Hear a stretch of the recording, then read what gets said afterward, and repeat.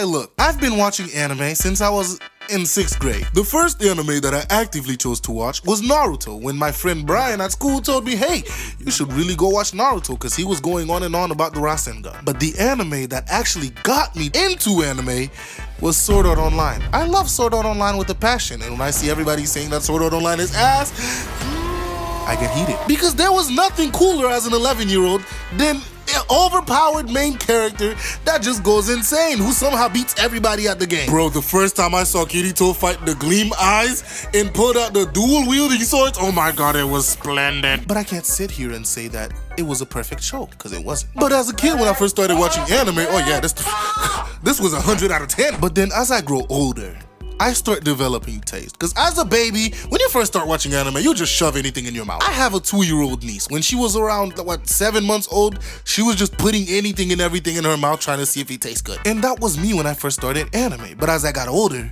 I developed taste. Now, some of y'all might think my taste is trash if I told y'all my taste.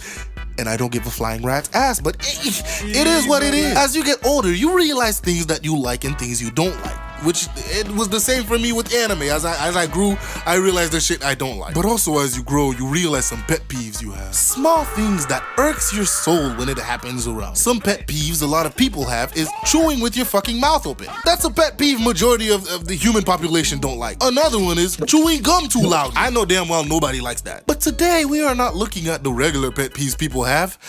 These are some of the anime pet peeves that I have. Shit that just grinds my fucking biscuits when I see it in an anime. And the first pet peeve that I just get so mad. I know it's for plot, but this just, ooh, I get mad. When the villain doesn't finish the hero or make sure the nigga is dead. I don't know how many times I've been watching an anime and the villain is on top of the fucking world, bro. He just finished beating the whole hero's party and then he just leaves.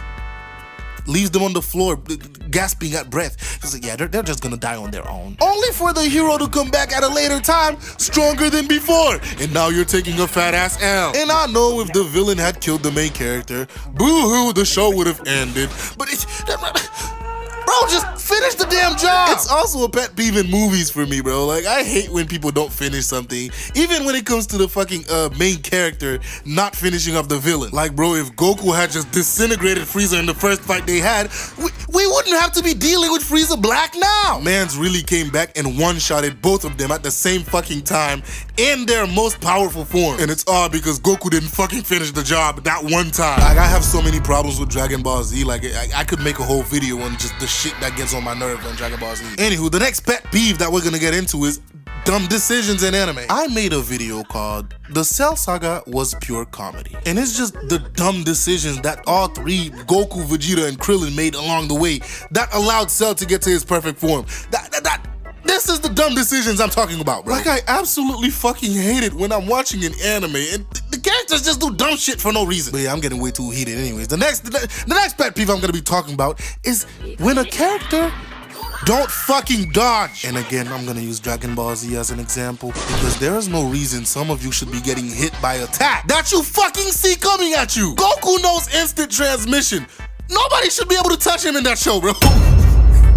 No one should be even able to come close to touching him. The nigga can basically teleport and this is so dumb, I fucking hate.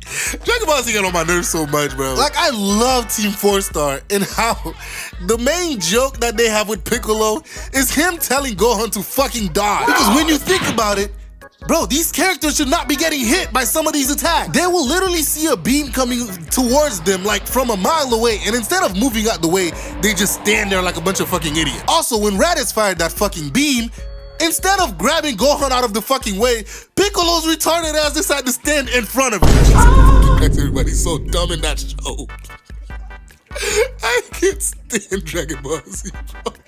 I am literally sweating as I record this. Anywho, moving on, the next pet peeve we're gonna get into is, oh my god, it's another one from Dragon Ball Z. Wow. Side characters not helping. And I know this happens in other shows too, but Dragon Ball is the main thing where this is a fucking occurrence that just happens all the damn time. When you think about it, nobody should be winning against the Z Fighters. There's like, wait, hold on, let me count. There is 10 of them. Goku, Gohan, Piccolo, Krillin, Yamcha, Tien, Chaozu, Vegeta, and future Trunks on occasions. Every enemy that pulls up If they had simply all jumped them at the same fucking time, we really wouldn't have the world in such peril all the damn time. But nah, they would rather sit there and watch Goku get his ass beat and then jump in one after another. Like, bro, Dragon Ball is so atrocious. It gets on my nerves sometimes, bro.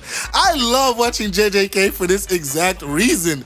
Well, just the opposite, bro. They're always jumping somebody. Also, at the beginning of Naruto, like, bro, the squads were actually jumping people. But as we get further and further, they turn that shit into one-on-ones and characters just looking on the sideline. But yeah, I really fucking hate it when characters don't jump in during a fight and start throwing hands. The next pet peeve I have is just the harem genre altogether, bro. Especially these protagonists. These be some of the dumbest, indecisive niggas I've ever seen. As a horny preteen, the harem tag was my favorite. What's not to like? Lovely women, ass and titties. We love it. I loved watching Prison School, and I will never stop praising it as a fucking comedy. Because even though it had the ecchi or harem tag on there, it was just hilarious. It's a really funny show, bro. Y'all need to go watch Prison School if you haven't. But don't watch it in front of other people. You might get weird looks. But there wasn't much of a harem in that show. One show that I somehow managed to sit through with the harem tag that I look back now that I fucking hated is Rosario plus Vampire. This shit was straight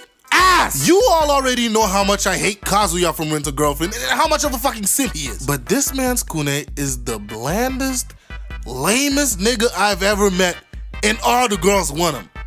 For some odd fucking reason. Another anime that I remember I started but literally couldn't finish because it was so ass is called Shuffle. Alright, are you guys ready for the premise of this show? High school boy is living by himself.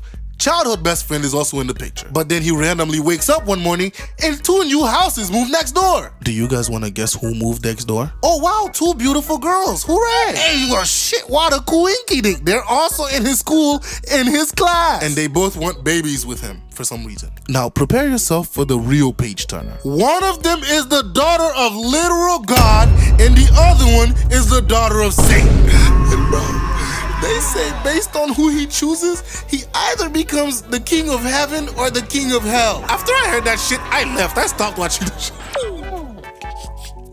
Well, I stopped watching the show, but out of fucking curiosity, I went to the end of the show. I went to the last episode to see who he chose to be with. This nigga chose his childhood friend. Now, whenever I see a harem tag on most anime, I usually just stay away from it because I know the protagonist is gonna be garbage. Not everybody can be an amazing harem protagonist like Ano, and it's very unfortunate. But I've been going on about this pet peeve for too long. Let's move on. The next pet peeve I have, which is one of the main reasons that I sometimes dislike watching shonen. When a character decides to fucking scream when they're coming for an ambush. Have you ever been in an anime watching a little fight, right? And one of the characters disappears, right? You know, they jump into the air or something, right? To do a surprise attack. And as they're coming for the surprise attack, they start screaming their fucking lungs out. And bro, whenever I see that, bro, I'm like, bro, you deserve to die.